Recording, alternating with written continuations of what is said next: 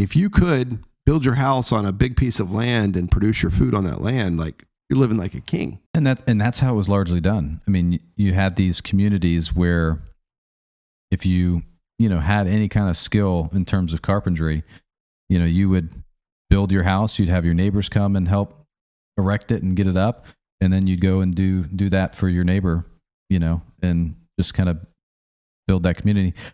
The hyper local farm, where communities can, I know in I think it's Colonial Town Center, or just they have a little shared farm, shared garden there.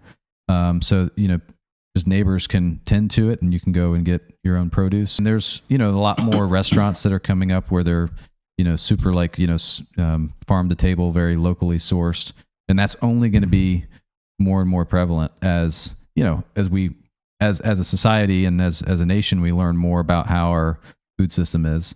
I hope that's one thing that comes from RFK's involvement is, and I think about this a lot, like, so we were in Italy this summer and we sat in some of these little hilltop towns in Tuscany, been there for thousands of years, where the history there is so cool. They predated the Etruscans, predated the Romans, right? And like stood strong for many, many, many years before being, essentially overtaken or becoming a part of the Roman Empire.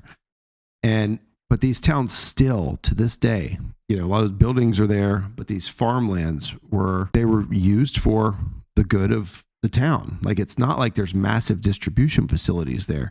You'd sit at a restaurant and you'd be eating the tomato and the meat, eggs and the wine that was grown from places you could see while you're sitting there.